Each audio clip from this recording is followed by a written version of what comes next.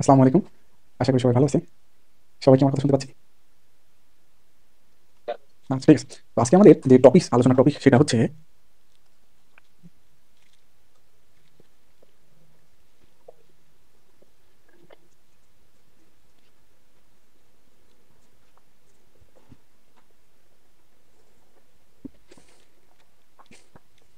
আজকে আমাদের আলোচনার টপিক কি? আজকে আমাদের আলোচনার টপিক হচ্ছে variable load on power station. Variable load on power station. তো variable load on power station মানে কি? Variable load on power station মানে হচ্ছে দেখেন যে দিনে 24 ঘন্টা কিন্তু লোডটা সমান থাকে না। দিনে 24 ঘন্টায় লোডটা সমান থাকে না। এক এক সময় এক এক রকম লোড হয়। সকালবেলা এক লোড, দুপুরে এক লোড, বিকেলে এক লোড, আবার সন্ধ্যায় এক ধরনের লোড, আবার রাতের বেলা এক ধরনের লোড। এই যে বিভিন্ন সময় বিভিন্ন লোড আপ ডাউন হয়, অর্থাৎ কখনো 10 মেগাওয়াট, কখনো 20 মেগাওয়াট চাই থাকে, কখনো 15 মেগাওয়াট চাই থাকে, কখনো 25 মেগাওয়াট চাই থাকে। এই যে লোডের যে ভেরিয়েশন, এই যে লোডের যে ভেরিয়েশন সেটাই মূলত ভেরিয়েবল লোড। সেটাই মূলত কি ভেরিয়েবল লোড। এবং variable load on power station বলতে কি বোঝাচ্ছে? এই যে বারবার লোডটা ভেরি করতেছে, বারবার লোডটা কি ভেরি করতেছে, এই বারবার লোডটা ভেরি করার ফলে আমাদের কি সমস্যা হচ্ছে? লোড যখন বাড়ে বা কমে আমাদের সেই অনুসারে কি করতে হচ্ছে? পাওয়ার স্টেশন ডিজাইন করতে হয়। সেই অনুসারে আমাদের কি করতে হয়? পাওয়ার স্টেশন ডিজাইন করতে হয়। এখন এখন মনে করেন যে আমাদের ম্যাক্সিমাম লোড মানে কোন একটা সময় সর্বোচ্চ লোড নিচ্ছে হচ্ছে 20 মেগাওয়াট। সর্বোচ্চ লোড কত নিচ্ছে? 20 মেগাওয়াট। কোন একটা সময় বা 2 ঘন্টা, দিনের 2 ঘন্টা নিচ্ছে কত? 20 মেগাওয়াট, ঠিক আছে? দিনের 2 ঘন্টা। আর সাপোজ বাকি 22 ঘন্টা, আর বাকি 22 ঘন্টা ওরা নিচ্ছে হচ্ছে 10 মেগাওয়াট। বাকি 22 ঘন্টা আমার চাহিদা কত? বাকি 22 ঘন্টা আমার চাহিদা হচ্ছে 10 মেগাওয়াট। বাকি 22 ঘন্টা চাহিদা কি 10? তার মানে সামান্য সামান্য এই 2 ঘন্টার জন্য, সামান্য 2 ঘন্টার জন্য আমার চাহিদা কি ডাবল আসছে। চাহিদা যদি ডাবল হয় তাহলে সেই মুহূর্তে 10 মেগাওয়াট পাওয়ার স্টেশন দিয়ে তো 20 মেগাওয়াট পাওয়ার কি এই চাহিদা পূরণ করা যাবে না। এই চাহিদা পূরণ করা যাবে না। তাহলে কি করতে হবে? আমাদের যখন পাওয়ার স্টেশন ডিজাইন করবো তখন এই যে অ্যাভারেজ লোড অনুসারে ডিজাইন করবো না, তখন কোন অনুসারে ডিজাইন করবো? ম্যাক্সিমাম লোড অনুসারে। কেন? কারণ লোডটা তো বারবার ভেরি করে। লোডটা বারবার কি করে? ভেরি করে। এই যে ম্যাক্সিমাম লোড অনুসারে ডিজাইন করলাম, আমরা সবসময় ম্যাক্সিমাম পাওয়ার সাপ্লাই দিতে পারতেছি না। আমাদের পাওয়ার স্টেশন, জনবল বা বিভিন্ন ইকুইপমেন্ট সবগুলো আমরা নির্ধারণ করেছি বা নির্বাচন করেছি কার জন্য? 20 মেগাওয়াটের জন্য। কিন্তু লোডটা সবসময় 20 বা পাওয়ার সবসময় 20 মেগাওয়াট উৎপাদন করতে পারতেছি না। কারণ আমরা আমাদের যে জনবল বা যে জনভূমি বা যে খরচ, সেই খরচটা সবসময় 20 মেগাওয়াটের উপর ফেলতে পারতেছি না। কি হচ্ছে? ওটা কোন একটা সময় 20 মেগাওয়াট উৎপন্ন করতেছি। সাপোজ 10 মেগাওয়াটের জন্য আমাদের স্টেশন আছে কয়টা? দুইটা। তাহলে 20 মেগাওয়াটের জন্য স্টেশন লাগবে কয়টা? চারটা। তাহলে আমরা যখন ডিজাইন করব তখন কি 10 মেগাওয়াট অনুসারে ডিজাইন করব নাকি 20 মেগাওয়াট অনুসারে ডিজাইন করব? অবশ্যই 20 মেগাওয়াট অনুসারে ডিজাইন করব। যখন 20 মেগাওয়াট চাহিদা হবে তখন চারটা জেনারেটর আমরা কি স্টার্ট করে দেব। যখন 10 মেগাওয়াট হবে তখন আমরা কি দুইটা জেনারেটর কি করে দেব? স্টার্ট করে দেব। তাহলে এই মুহূর্তে দুইটা জেনারেটর স্টার্ট করলাম, বাকি দুইটা জেনারেটর কিন্তু আমরা বসিয়ে রাখলাম। বাকি দুইটা জেনারেটর কোনো কাজে লাগাচ্ছি না, বসিয়ে রাখছি। এটা একটা খরচ না আমাদের? এটা কি খরচ? তারপর আমরা বুঝতে পারতেছি লোড যত ভেরি হবে, লোড যত ভেরি করবে আমাদের খরচ তো বাড়বে। আমাদের খরচ তো কি বাড়বে? বিভিন্ন ইকুইপমেন্টের রেঞ্জ বাড়াতে হবে, ইকুইপমেন্টের কস্ট বেড়ে যাবে। তাহলে কি হলো? যে লোড ভেরির সাথে সাথে পাওয়ার স্টেশনের খরচও কি বৃদ্ধি পায়। আর এটাকেই বলে মূলত variable load of power station. আমি আশা করি যে আমি বুঝাতে পেরেছি আজকে অধ্যায়ের মূল কাজটা কি বা অধ্যায়ের নামের বিশ্লেষণ সবাইকে বুঝাতে পেরেছি। তবুও যদি কারো কোনো প্রশ্ন থাকে করতে পারি। আচ্ছা, প্রশ্ন না, ঠিক আছে। তাহলে এখন আমরা অধ্যায়ের ভিতরে ঢুকে যাই। তো variable load on power station বলতে কি বুঝি এটা আমরা বুঝলাম। এখন আমরা অধ্যায়ের ভিতরে যাবো। তো এখানে আমরা কি দেখলাম? আমরা বুঝলাম মূলত আমাদের লোডের উপর ডিপেন্ড করে পাওয়ারটা কি করবো? জেনারেট করবো। কার উপর ডিপেন্ড করে? লোডের উপর ডিপেন্ড করে পাওয়ারটা কি করবো? আমরা জেনারেট করবো, ঠিক আছে? ঠিক আছে, লোডের উপর ডিপেন্ড করে পাওয়ার জেনারেট করবো, ঠিক আছে। এখন লোডটা বিভিন্ন সময় বিভিন্ন রকম হচ্ছে, এটা আমাদের জানতে হবে না? বিভিন্ন সময় লোড এর মান বিভিন্ন রকম হচ্ছে, তো সেটা আমাদের অবশ্যই জেনে নিতে হবে। তখন আমরা বুঝতে পারবো যে দিনের এই সময় একটা জেনারেটর, দিনের ওই সময় দুইটা জেনারেটর, দিনের ওই সময় তিনটা জেনারেটর, এরকম ভাগ করতে পারবো। তাহলে এই যে আমরা যে বুঝতে পারবো যে দিনে কোন কোন সময় কত কত লোড আমাদের প্রয়োজন, সাপ্লাই দেওয়া প্রয়োজন, এটা আমরা কোথা থেকে বুঝতে পারবো? আমরা বুঝতে পারবো লোড গ্রাফ থেকে। কি থেকে বুঝতে পারবো? লোড গ্রাফ থেকে আমরা কি বুঝি? লোড গ্রাফ থেকে আমরা যে নির্দিষ্ট সময়, দিনের কোন কোন ভাগে কি কি লোডের চাহিদা আছে, দিনের কোন কোন ভাগে আমাদের চাহিদা কি রকম সেটা জানতে পারবো কার থেকে? লোড গ্রাফ থেকে। তাহলে আমি এখন লোড গ্রাফ একটু অঙ্কন করি। লোড গ্রাফ কি রকম হতে পারে? তিন রকম হতে পারে: ডেইলি, মান্থলি অথবা ইয়ারলি। ডেইলি, মান্থলি অথবা ইয়ারলি। আমি সাপোজ ডেইলি অঙ্কন করি প্রথমে।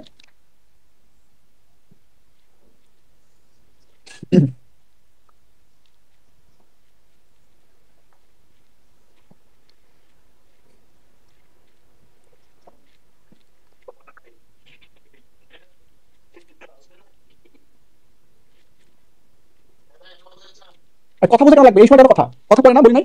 নাই, তুমি বেশি ডিস্টার্ব করলে বের করে দেবো। আচ্ছা, তাহলে এটা হচ্ছে আমরা কি করেছি?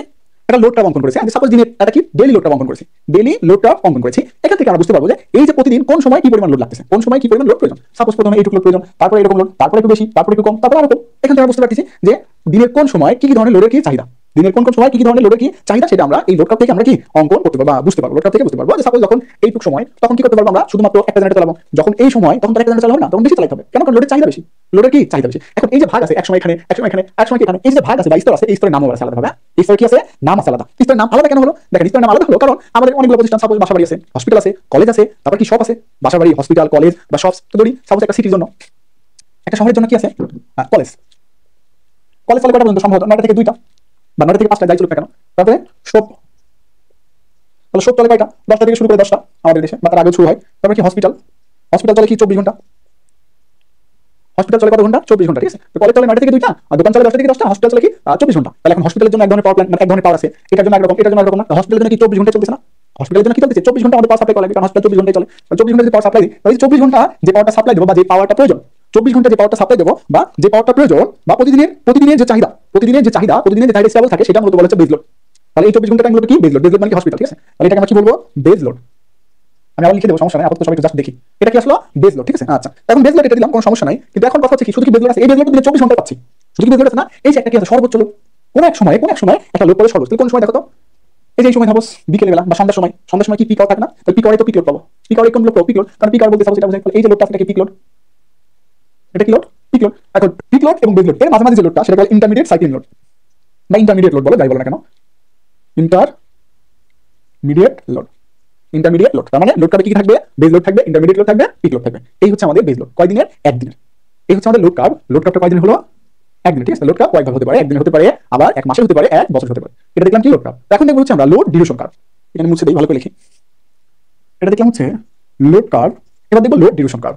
লোড ডিউরেশন কার্ভ বলতে কি বুঝি, লোড কার্ভ এবং লোড ডিউরেশন কার্ভ মূলত একই জিনিস। লোড কার্ভ এবং লোড ডিউরেশন কার্ভ মূলত কি একই জিনিস, একই জিনিস, ঠিক আছে। পার্থক্য কোথায়, পার্থক্য শুধুমাত্র একটা জায়গায়, সেটা হচ্ছে লোড কার্ভ শুরু হয় যে কোনো লোড দিয়ে, লোড কার্ভ শুরু হয় যে কোনো লোড দিয়ে, বাট লোড ডিউরেশন কার্ভ শুরু হয় হচ্ছে ম্যাক্সিমাম লোড দিয়ে। কি লোড দিয়ে, ম্যাক্সিমাম লোড দিয়ে। তার মানে লোড ডিউরেশন কার্ভ সাপোজ এই যেমন হবে, মানে ম্যাক্সিমাম থেকে আস্তে আস্তে আস্তে কি কমতে থাকবে, মানে এই যে ম্যাক্সিমাম পাইছো এইটা আগে প্রথমে দিবা, তারপর তার থেকে কম করতে এইটুকু, একটু কম, তারপর একটু দিবা, তার থেকে কম করতে এইটুকু, তারপর একটু দিবা, তারপরে শেষে দিবা হচ্ছে যেটা একদম ছোট সেটা দিতে হবে শেষে। তার মানে load curve, load duration curve মূলত একই জিনিস, মূলত কি একই জিনিস, শুধুমাত্র লোড কার্ভ যে কোনো লোডের উপর ডিপেন্ড করে হয়, কিন্তু লোড ডিউরেশন কার্ভ শুরু হয় ম্যাক্সিমাম লোড দিয়ে। কি হয়, ম্যাক্সিমাম লোড দিয়ে। ধরো এটা হচ্ছে পিক লোড আর এটা কি বেস লোড, ঠিক আছে। এটাও 24 ঘন্টা শেষ। এটা হলো কি আমাদের তাহলে load duration curve, load duration curve. এবার বলো আর কোনো প্রশ্ন আছে কিনা। এটা হচ্ছে কি পাওয়ার, মেগাওয়াট বা কিলোওয়াট, আর এটা কি টাইম। এবার বলো এই বিষয়ে কেউ কিছু বলবো কিনা।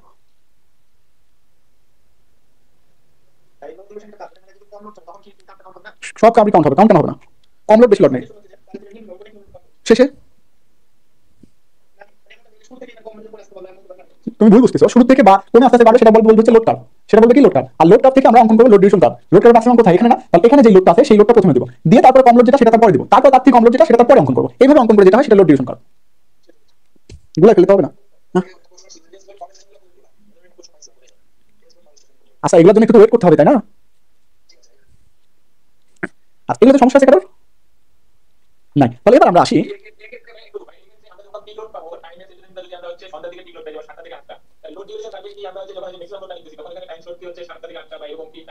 না তখন ঘন্টা, তখন ঘন্টা হিসাব হবে যে পিক লোড কয় ঘন্টা পেয়েছে, 2 ঘন্টা, তখন তাহলে 2 ঘন্টা এত, এটা ঘন্টা হবে আর এটা দিনের টাইম হবে, এটা ঘন্টা হবে, এটা কি দিনের সময় হবে, ঠিক আছে। যে দিন যেভাবে শুরু হয় এটা সেভাবে শুরু হবে, আর এটা ঘন্টা থেকে শুরু হবে, ঠিক আছে। আচ্ছা এগুলো তো অঙ্কন করবে ম্যাথমেটিক্যালি, তবু প্রথমে আর কি দেখাবো, ম্যাথমেটিক্যালি লোড কার্ভ দেখাবো, আবার লোড ডিউরেশন কার্ভ ডিজাইন করে দেখাবো। এখন জাস্ট থিওরি নিয়ে আলোচনা করতেছি তাই বলতেছি, ঠিক আছে। তাহলে আমরা দেখলাম প্রথমে দেখলাম load variable load on power station কাকে বলে, ওটা কিভাবে কি করতে হয়, তারপরে ওই সেই ভেরিয়েবল লোড বা লোডের চাহিদা কোথা থেকে পাবো, লোড কার্ভ থেকে পাবো, তাহলে লোড কার্ভ কাকে বলে, লোড ডিউরেশন কার্ভ কাকে বলে এটা বুঝলাম, আবার বেজ লোড কি, পিক লোড কি, এগুলো বুঝলাম। এখন আবার যাবো ইন্ডিভিজুয়াল বেজ লোড কাকে বলে এবং বেজ লোড পাওয়ার প্ল্যান্টগুলো কি কি, পিক লোড কাকে বলে, পিক লোড পাওয়ার প্ল্যান্টগুলো কি কি, তাই না। কারণ এই যে বেজ লোড, এই বেজ লোড চালানোর সময় আমাদের বেজ লোড পাওয়ার প্ল্যান্ট লাগবে, তাই না। বেজ লোড চালানোর জন্য আমরা তো পিক লোড পাওয়ার প্ল্যান্ট ব্যবহার করবো না, বেজ লোডের জন্য আমরা বেজ লোড পাওয়ার প্ল্যান্ট ব্যবহার করবো, পিক লোডের জন্য পিক লোড পাওয়ার প্ল্যান্ট ব্যবহার করবো। সবসময় তো আমরা সব পাওয়ার প্ল্যান্ট ইউজ করবো না, ঠিক আছে না। পিক লোডের সময় একটা পাওয়ার প্ল্যান্ট, বেজ লোডের সময় একটা পাওয়ার প্ল্যান্ট। তাহলে এখন আমরা দেখি যে বেজ লোড এবং পিক লোড কাকে বলে এবং এই অবস্থায় কোন কোন পাওয়ার প্ল্যান্ট আমাদের রান করা উচিত।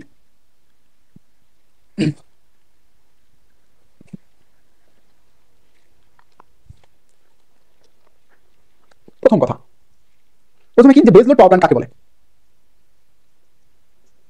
প্রতিদিনের চাহিদা,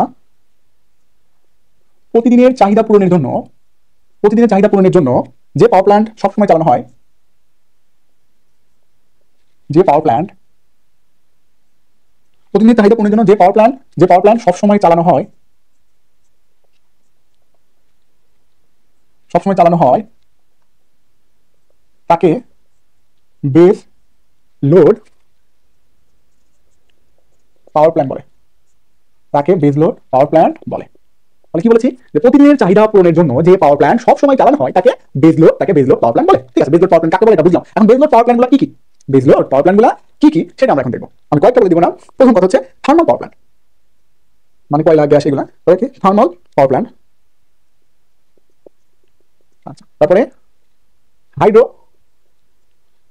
পাওয়ার প্ল্যান্ট বা হাইড্রো ইলেকট্রিক পাওয়ার প্ল্যান্ট। আচ্ছা তারপরে তোমার nuclear power plant, nuclear power plant, ঠিক আছে। তারপরে উইন্ড পাওয়ার প্ল্যান্ট। আচ্ছা তারপরে সোলার পাওয়ার প্ল্যান্ট। আচ্ছা এগুলো আলোচনা দরকার নেই। তাহলে আমরা কি পেলাম যে বেজ লোড পাওয়ার প্ল্যান্ট বা প্রতিদিনের চাহিদা পূরণের জন্য কোন কোন পাওয়ার প্ল্যান্ট ব্যবহার করা হবে, দ্যাট মিন্স 24 ঘন্টায় কোন পাওয়ার প্ল্যান্ট চলে, 24 ঘন্টায় কোন পাওয়ার প্ল্যান্ট চলে, কি কি thermal power plant, hydro electric power plant, nuclear power plant, solar power plant, wind power plant, যেগুলো আমরা ইতিপূর্বে ম্যাপ করেছি, যেগুলো আমরা ইতিপূর্বে কি, যেগুলো আমরা ইতিপূর্বে করেছি, ঠিক আছে। তাহলে এই হলো আমাদের বেজ লোড পাওয়ার প্ল্যান্ট, এগুলো ইন্ডিভিজুয়াল ম্যাপটা আমরা অলরেডি করেছি, ঠিক আছে। সোলার পাওয়ার প্ল্যান্টটা তো বেজ লোড হিসেবে পাওয়ার প্ল্যান্ট হিসেবে চালানো হয়। তাহলে এটা আমাকে দেখতে হবে, খাতা লেখা আছে। আচ্ছা তাহলে এটা মুছে দিই, আমি নেক্সট দিন তাহলে দেখতে হবে। 1 মিনিট মার্ক করে রাখি। লাল লাল কলম করে দেখি। 1 মিনিট। আচ্ছা তারপরে আমরা দেখবো এখন হচ্ছে pick load power plant.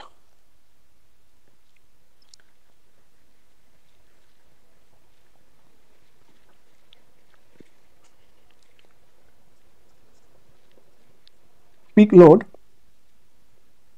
Power plant. তো পিক লোড পাওয়ার প্ল্যান্ট কাকে বলে? পিক লোড পাওয়ার প্ল্যান্ট বলতে বোঝা হচ্ছে অধিক পাওয়ার প্রয়োজন মেটাতে যে পাওয়ার প্ল্যান্ট ব্যবহৃত হয়। অধিক পাওয়ারের প্রয়োজন মেটাতে যে পাওয়ার প্ল্যান্ট ব্যবহৃত হয়। তাহলে পিক লোড পাওয়ার প্ল্যান্ট কাকে বলে? অধিক পাওয়ারের প্রয়োজন মেটাতে যে পাওয়ার প্ল্যান্ট ব্যবহৃত হয় তাকে পিক লোড পাওয়ার প্ল্যান্ট বলে। এখন পিক লোড পাওয়ার প্ল্যান্টগুলো আবার কি কি? আচ্ছা পিক লোড পাওয়ার প্ল্যান্টগুলো হচ্ছে হাইড্রোকে বেজ লোড বলে, পিক লোড বলে। তাহলে হাইড্রো পাওয়ার প্ল্যান্ট, তারপরে কি ডিজেল পাওয়ার প্ল্যান্ট, তারপরে কি গ্যাস পাওয়ার প্ল্যান্ট। এই হচ্ছে আমাদের pick load power plant. Pick load power plant কাকে বলে? এভাবে বলতে পারি যে পিক আওয়ারের সময় যে পাওয়ার প্ল্যান্ট চালানো হয় তাকে পিক লোড পাওয়ার প্ল্যান্ট বলে। বেজ লোড পাওয়ার প্ল্যান্ট কাকে বলে? বেজ লোড অবস্থায় বা দিনে 24 ঘন্টায় যে পাওয়ার প্ল্যান্ট চালানো হয় বা স্বাভাবিক চাহিদা মেটাতে যে পাওয়ার প্ল্যান্ট চালানো হয় তাকে বেজ লোড পাওয়ার প্ল্যান্ট বলে।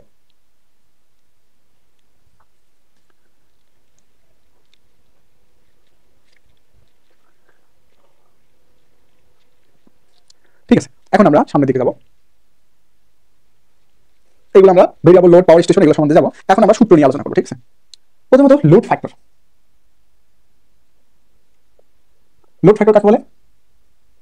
অ্যাভারেজ লোড এবং ম্যাক্সিমাম লোডের কি ম্যাক্সিমাম লোডের অনুপাত। অ্যাভারেজ লোড এবং ম্যাক্সিমাম লোডের অনুপাতকে কি বলে? Load factor. অ্যাভারেজ লোড এবং ম্যাক্সিমাম লোডের অনুপাতকে কি বলে? Load factor. এখন কথা হচ্ছে ভাই লোড ফ্যাক্টর দ্বারা বুঝিটা কি? লোড ফ্যাক্টর যেমন অঙ্কন করবো বা লোড ফ্যাক্টর বের করবো বা এই সূত্রটা যদি আমরা ম্যাথ করবো, এর কাজটা কি আসলে? লোড ফ্যাক্টরের কাজটা কি? দেখো লোড ফ্যাক্টরের কাজটা কি আমি এখন একটু এক্সপ্লেইন করি। লোড ফ্যাক্টরের কাজটা কি আমি প্রথমে বলেছিলাম, সেটা আবার বলতেছি যে দিনে 24 ঘন্টা কিন্তু একই লোড চলে না। দিনে 24 ঘন্টায় একই লোড চলে না, এক এক সময় এক এক লোড চলে। ধরলাম যে দিনের কোনো একটা সময় 24 মেগাওয়াট লোড চলে। দিনের কোনো একটা সময় 24 মেগাওয়াট লোড চলে। আর বাকি সময় কত লোড চলে? সাপোজ বাকি সময় চলে কখনো 15, কখনো 10, কখনো 7 মেগাওয়াট, কখনো কি 7 মেগাওয়াট। ঠিক আছে, তো যদি আমরা সাপোজ নরমালি এভারেজ লোড হিসাব করি, কত 24, 15, 10, 7 কোনো কিছু না বলে সংখ্যাটা ভাগ দেবো, তাহলে কত হলো 4। তাহলে এর 4 জনের এভারেজ, তাহলে গড়ে কত লোড নিচ্ছে? এটা গড়ে লোড নিচ্ছে 24 প্লাস 15 প্লাস 10 প্লাস কত 7 বাই কত 4, গড়ে নিচ্ছে 14 লোড। গড়ে নিচ্ছে কত? 14 মেগাওয়াট লোড। গড় লোড নিচ্ছে কত? 14 মেগাওয়াট লোড। ঠিক আছে, তো গড় লোড 14, গড় লোড কত? 14, কিন্তু ম্যাক্সিমাম লোড কত? 24। ম্যাক্সিমাম লোড কত? 24। দেখো এই যে গড় লোড আমরা বের করলাম যে গড়ে 14 লোড নিচ্ছে, তাহলে গড়ে আমরা সাপ্লাই দিচ্ছি কত? 14 লোড।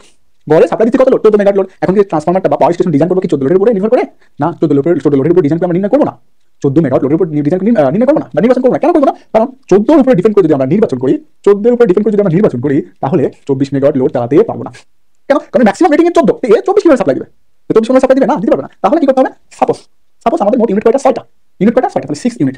তো প্রতিটা কত করে দেয়? 6 ইউনিট দেয় 4 মেগাওয়াট করে। 6 ইউনিট কত দিচ্ছে? 4 মেগাওয়াট করে। তাহলে 4 24। যখন ম্যাক্সিমাম লোড হচ্ছে তখন 6 ইউনিট চালানো লাগছে। তখন আমরা 6 ইউনিটের একটা পাওয়ার প্ল্যান্ট ডিজাইন করব। 6 ইউনিটের একটা পাওয়ার প্ল্যান্ট কি করব?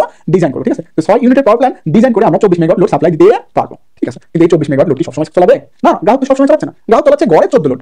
কত মেগাওয়াট লোড? 14 মেগাওয়াট। তাহলে 14 এর জন্য কত লাগবে? 3 4 12, 3 4 12, 4 4 16, সাপোজ 4টা ইউনিট। কয়টা ইউনিট? 4টা ইউনিট। আমার ডিজাইন হচ্ছে 6 ইউনিট ডিজাইন করলাম, আর এই ব্যাটারি নিচ্ছে গড়ে 4টা ইউনিট। আমাদের এই যে বাকি 2টা ইউনিট আমি সবসময় বসায় রাখতেছি গড়ে, তাহলে এই যে বসায় রাখলাম, এর জন্য তো আমাদের স্থান নির্বাচন করতে হলো, জমি খরচ হলো, তারপরে কি আমাদের ইউনিট বানানো লাগলো, জমির জন্য জমি খরচ হলো, জেনারেটর কেনা লাগলো, এর জন্য জনবল নিয়োগ দেওয়া লাগলো, আরো কত না কিছু করা লাগছে আমাদের, তাই না? তাহলে সবসময় 2টা ইউনিটের আমাদের অপচয় হচ্ছে। অপচয় কি হচ্ছে? অপচয় মানে স্থায়ী সম্পত্তি মূল্য। এই 2টা ইউনিট আমরা সবসময় ব্যবহার করতে পারতেছি না। তাহলে এই যে এটা যে হলো, এটা 2টা মেগাওয়াট আমাদের যে এই 2 ইউনিট আমাদের অতিরিক্ত ডিজাইন করা লাগলো, এটা কার দোষের জন্য? এই ম্যাক্সিমাম লোডের জন্য না? কার জন্য? ম্যাক্সিমাম লোডের জন্য। তো ম্যাক্সিমাম লোড যত বেশি হচ্ছে আমাদের ইউনিট সংখ্যা তত বাড়ানো লাগছে, যেটা আমাদের কোনো কাজ আসছে না। যদি সবসময় 24 থাকতো তাহলে আমাদের জন্য সুবিধা হতো। ঠিক আছে, 24 মানে 6টা ইউনিট দিয়ে বিদ্যুৎ উৎপাদন করে আমরা সাপ্লাই দিতে পারতেছি। ডিজাইন করলাম 6 ইউনিট, সাপ্লাই দিতে 4 ইউনিট, বাকি যে 2টা আমরা জেনারেটর কিনলাম এর জন্য একটা ব্যয় আছে না? চালালে তো শুধুমাত্র তেলের ব্যয় হয়। সাপোজ যদি তেল হয়, তেল জ্বালানি, যদি পাওয়ার প্ল্যান্টটা চালাই শুধুমাত্র আমাদের বন্ধ এবং চালানো, এর মধ্যে খরচটা অতিরিক্ত হয়, চালু করলে অতিরিক্ত খরচ হয়, শুধু জ্বালানি খরচ হয়। আর বাকি খরচ চালালেও খরচ হবে, না চালালেও খরচ হবে। জমির যেটা ভাড়া সাপোজ সেটা থাকবে, চালিয়ে বা না চালিয়ে কি। ট্রান্সফরমারের সেটাও একই কথা। কপার ডিজাইন যখন করি সেটাও তো ওই 6 ইউনিটের উপরে ডিজাইন করে করবো। তাহলে সব খরচই বজায় থাকবে সবসময়। লোডে 24 নিক বা 14 নিক, লোড 24 নিক বা 14 নিক, তার মানে ম্যাক্সিমাম লোড বাড়তেছে, আমাদের ডিজাইন তত বৃদ্ধি লাগছে। আর বৃদ্ধি করলে আমাদের খরচটা বৃদ্ধি পাচ্ছে। খরচটা কি বৃদ্ধি পাচ্ছে? তার মানে লোড ফ্যাক্টর কি বুঝি আমরা? যে লোড ফ্যাক্টর মান যদি বেশি হয় তাহলে এভারেজ লোডের মান কি? লোড ফ্যাক্টর মান যদি বেশি হয় তাহলে ম্যাক্সিমাম লোডের মান কি হবে? কম হবে। আর ম্যাক্সিমাম লোডের মান কম হওয়া মানে আমাদের জন্য ভালো, বিদ্যুৎ উৎপাদন খরচ কি কমে যাবে। তাহলে লোড ফ্যাক্টর আমরা কি বুঝবো? লোড ফ্যাক্টর আমরা বুঝবো যে প্রতি ইউনিট বিদ্যুৎ উৎপাদনের ব্যয়। লোড ফ্যাক্টর মান যত বেশি হবে বিদ্যুৎ উৎপাদন ব্যয় তত হ্রাস পাবে, লোড ফ্যাক্টর মান যত কম হবে বিদ্যুৎ উৎপাদন ব্যয় তত বৃদ্ধি পাবে। এবার বলো সবাই, লোড ফ্যাক্টর নিয়ে কার কোনো প্রশ্ন আছে কিনা বা বুঝি নাই এমন কেউ আছে কিনা? হ্যাঁ, লোড ফ্যাক্টর কম হওয়ার বললাম। আচ্ছা, আমি আবার রিপিট করি, কি বলছেন আবার রিপিট করি। আমাদের মূলত হচ্ছে ম্যাক্সিমাম লোড সবসময় কম আনতে হবে, এভারেজ লোড সবসময় বেশি আনতে হবে। তাহলে ম্যাক্সিমাম লোড যদি কম হয় তাহলে লোড ফ্যাক্টর মান কি হবে? বেশি হবে। তাহলে ম্যাক্সিমাম লোড যত কম হবে আমাদের জন্য কত ভালো, কারণ ম্যাক্সিমাম লোড কম হলে আমাদের সাবস্টেশন বা জেনারেশন স্টেশন ডিজাইন অনুসারে করব, তত কম রেঞ্জে করব, আর কম রেঞ্জে করলে আমাদের খরচ কমবে। তার মানে এটা যদি কম হয় তাহলে খরচ কমবে, আর এটা কম হলে লোড ফ্যাক্টর কি বাড়বে। তার লোড ফ্যাক্টর যদি বাড়ে তাহলে বিদ্যুৎ উৎপাদন খরচ কমবে, আর লোড ফ্যাক্টর যদি কমে তাহলে বিদ্যুৎ উৎপাদন খরচ কি বাড়বে। শেষ, এই কথাটা মনে রাখতে হবে। বুঝি নাই না, সংজ্ঞা দিই না তো। লোড ফ্যাক্টর সঙ্গে এটা বলবেন যে এভারেজ লোড এবং ম্যাক্সিমাম লোডের অনুপাতকে লোড ফ্যাক্টর বলে। লোড ফ্যাক্টর দিয়ে আমাদের কাজটা কি সেটা বোঝাচ্ছি। যে আবার বলতেছি, লোড ফ্যাক্টর দ্বারা বোঝায় লোড ফ্যাক্টর মান যত বেশি হবে প্রতি ইউনিট বিদ্যুৎ উৎপাদন খরচ তত কম হবে। আমরা ম্যাথমেটিক্যালি প্রুফ করে দেবো, সমস্যা নাই, কিন্তু এখানে থিওরিক্যালি কিন্তু দেখা দিচ্ছি সবাইকে। লোড ফ্যাক্টর মান যত বেশি হবে প্রতি ইউনিট বিদ্যুৎ উৎপাদন খরচ তত হ্রাস পাবে। তত কি পাবে? হ্রাস পাবে। কেন হ্রাস পাবে? এই যে বুঝাই দিলাম এখানে। বলো এবার এইটুকুনি কারো কোনো প্রশ্ন আছে কিনা?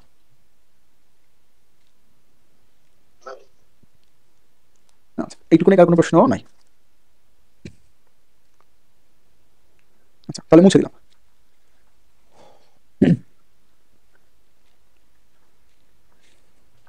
এবার আসো হচ্ছে ডিমান্ড ফ্যাক্টর। হ্যাঁ, এগুলো সবাই ভালো করে বুঝবো, ঠিক আছে? এইভাবে ব্যাখ্যা কিন্তু কোনো বইতে নাই। আবার জেনারেশন কোম্পানিতে ভাড়া দিতে গেলে এগুলো কিন্তু ধরতে পারে। হ্যাঁ,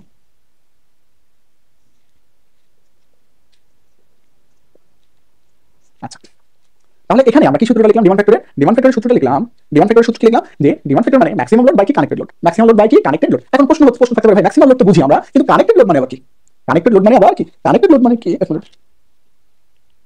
কানেক্টেড লোড মানে বলতে বোঝায়, সাপোজ মনে করো যে আমি একটা পাওয়ার স্টেশনে সংযোগ দিয়েছি 10টা বাড়িতে, সংযোগ দিয়েছি কয়টা বাড়িতে? 10টা বাড়িতে। তো সেই যে 10টা বাড়ি, সেই 10টা বাড়িতে বিভিন্ন ধরনের লোড আছে, বিভিন্ন ধরনের কি লোড আছে। ধরো হিটার আছে, কথা বলতেছি, কথা বলে না, ধরো হিটার আছে, তারপরে কথা বলে কি এই ছেলেটা নতুন নাকি? রোহান কে কথা বলে কেন তো? আচ্ছা, মাঝখানে কথা বলো না, স্পিড থেমে যায়, ঠিক আছে? কথা বলতে মুখস্থ বলতেছে না, দেখে বলতেছে না বা মুখস্থ বলতেছে না, মাঝখানে কথা বলে সমস্যা হয়।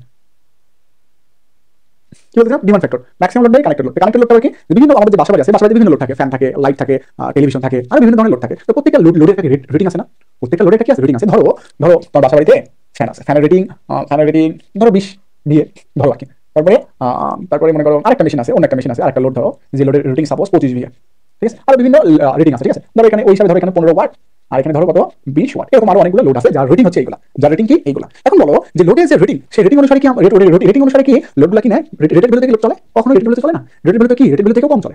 মানে যদি রেটিং 15 ওয়াট হয় তাহলে সর্বোচ্চ নেয় হচ্ছে সাপোজ 12, 13, 15 নেয়, ঠিক আছে? সবসময় তো 15 নেয় না, সবসময় 15 নেয় না। তো সর্বোচ্চ কত নিল? Suppose 13 watt. মানে সর্বোচ্চ কোন একটা সময় উঠে কত ওয়াটে উঠে চলতো? 13 ওয়াটে চলো। রেটিং ছিল 15, নিল কত? 13। তাহলে এই যে 15 নিল, এই 15 মূলত ওর কি রেটিং, আর এটা নিল, এটা কি সর্বোচ্চ লোড। তার মানে এটা হচ্ছে কানেক্টেড লোড, আর এটা হচ্ছে তোমার ম্যাক্সিমাম লোড। কানেক্টেড লোড মানে ওর রেটিং, যন্ত্রপাতির কি রেটিং। আমরা যখন গ্রাহক, যখন কোনো বিদ্যুৎ কোম্পানি থেকে বিদ্যুৎ নিব, তখন তো আমাদের ম্যাক্সিমাম লোড অনুসারে নিব না, কারণ আমরা জানি না ম্যাক্সিমাম কত নিতে পারে। জানি না আমরা কি অনুসারে নিব? এই যে আমাদের যে বৈদ্যুতিক বিভিন্ন যন্ত্রপাতি আসে তার রেটিং অনুসারে বলবো যে আমাকে এত সাপ্লাই দাও, 10 কিলোওয়াট সাপ্লাই দাও, নাকি 1 কিলোওয়াট দাও, নাকি 2 কিলোওয়াট দাও। যদি 1 কিলোওয়াট অনুসারে আমরা সাপ্লাই নিই তাহলে এক্সট্রা 35 টাকা দিতে হবে। যদি 2 কিলোওয়াট হিসেবে সাপ্লাই দিই তাহলে বিদ্যুতের কথা বলছি, যে আমাদের যত লোড আছে সব লোড যোগ করে দেখলাম আমাদের প্রায় 1500 ওয়াট হয়। প্রায় কত হয়? 1500 ওয়াট। তাহলে 1500 ওয়াট হলে আমাকে নিতে হবে কত?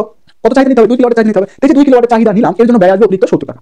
অতিরিক্ত কত? 70 টাকা। তার মানে এই কানেক্টেড লোড অনুসারে আমরা বিদ্যুৎ কোম্পানি থেকে বা বিতরণ কোম্পানি থেকে কিনে আমরা সাপ্লাই নিই। আমি আশা করব সবাই ম্যাক্সিমাম লোড এবং কানেক্টেড লোডের মধ্যে পার্থক্য বুঝতে পেরেছি। যদি বুঝতে না পারি আমাকে প্রশ্ন করি। আচ্ছা দেখো, প্রতি কিলোওয়াট চাহিদার জন্য বিআরবি এবারে নেয় হচ্ছে সব ধরনের, আমার বাড়িতে তো বিআরবি সাপ্লাই, বিআরবি বিদ্যুৎ নেয় হচ্ছে কয় টাকা? 35 টাকা করে নেয় প্রতি কিলোওয়াটের জন্য। প্রতি মাসে তোমাকে 35 টাকা এক্সট্রা গুনতে হবে, 35 টাকা কি এক্সট্রা গুনতে হবে। তারপর তুমি যদি সাপ্লাই 2 কিলোওয়াট নাও তাহলে তোমার গুনতে হবে কত টাকা? 70 টাকা। তাহলে এটা কার উপর ডিপেন্ড করে হিসাব হবে যে তুমি কত কিলোওয়াট সাপ্লাই নেবা? এটা ডিপেন্ড করবে তোমার বাসা বাড়িতে যত লোড আছে তার রেটিং এর যোগফল। তার রেটিং এর কি হবে? যোগফল। ওইগুলো রেটিং যোগ করে কত আসছে? Suppose 800 watt. তো তুমি সাপ্লাই নিবা কত? 1 কিলোওয়াট। বিদ্যুৎ কোম্পানি থেকে কত সাপ্লাই নিবা? 1 কিলোওয়াট। এই 1 কিলোওয়াট নিলা, এর জন্য তোমাকে 35 টাকা এক্সট্রা বহন করতে হবে। বুঝতে পেরেছো? হ্যাঁ হ্যাঁ হ্যাঁ হ্যাঁ, না না এটাই পার ইউনিট না তো, চাহিদার উপরে। আমি বলেছি যে আমি আমি 1 কিলোওয়াটের উপরে চালাবো না, সেই হিসাবে বিদ্যুৎ কোম্পানির কাছ থেকে নিয়েছি। তাহলে 1 কিলোওয়াটের উপরে যেহেতু চালাবো না, তাহলে আমার ডিমান্ড কত নিব? 1 কিলোওয়াট। চাহিদা কত? 1 কিলোওয়াট। তাহলে 1 কিলোওয়াট অনুসারে নিলাম কত? 35 টাকা। এখন যদি কোনো কমে 1 কিলো উপরে যদি আমি চালাই, কোন একটা সময় ওভারঅল লোড মিলে আমাদের বিদ্যুৎ মিটার আছে, মিটার সংরক্ষণ করে, ঠিক আছে? উঠলে কত? 1 কিলোওয়াটের বেশি কোন একটা সময় উঠে গেছে, যদি এরকম উঠে যায় তাহলে কিন্তু জরিমানা ধরবে, ঠিক আছে?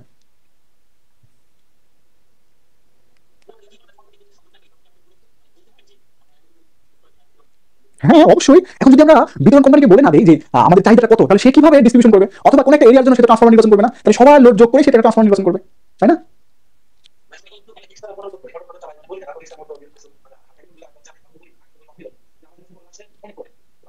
আপনাদের বাসার কত? রেটিং কত? মানে ডিমান্ড কত?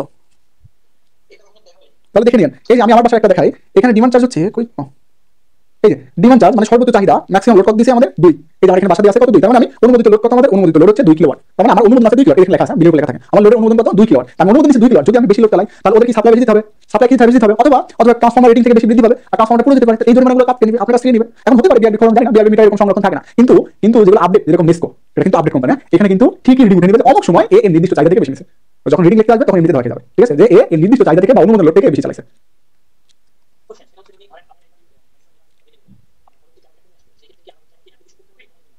হ্যাঁ এখন আমার তো কমাই, আমি শুধু কেন বিদ্যুৎ বেশি দেবো, আমার 1 কিলোওয়াটের জন্য 35 টাকা, 2 কিলোওয়াটের জন্য 70 টাকা। আমি যদি 2 কিলোওয়াট প্রথমে নিছি, আমি পরে দেখছি যে আমার হচ্ছে 2 কিলোওয়াট ডিমান্ড আমার প্রয়োজন, আমার 1 কিলোওয়াট হচ্ছে, আমি প্রতি মাসে 35 টাকা এক্সট্রা কেন দেবো? আমি দরকার হলে অবশ্যই ডিমান্ডটা কমাই নিব।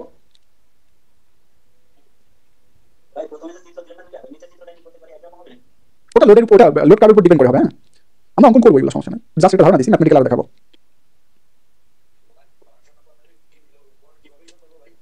বুঝি নাই, তুমি কি ক্লাস করতেছ না নাকি? আমি তো বুঝিয়ে দিলাম যে বাসায় টোটাল কিলোওয়াট আমরা হিসাব করবো, বিভিন্ন যে আমাদের মেশিন বারবার টোটাল কিলোওয়াট কিভাবে হিসাব করবো, লোড আছে লোডগুলো যোগ করে দিব, তাই হয়ে যাচ্ছে। এটা আমার প্রশ্ন হলো, যে লোড আছে সেই লোডগুলো যোগ করে দেবো। সাপোজ 75 ওয়াটের একটা কি চলতেছে আমার, 75 ওয়াটের একটা টিভি চলতেছে, আবার 75 ওয়াটের একটা ফ্যান চলতেছে, এরকম ভাবে সবগুলো যোগ করে দিয়ে আমরা 20% বা 10% বেশি করে বলবো, ঠিক আছে, কারণ কোনো না কোনো সময় বৃদ্ধি পেতেই পারে।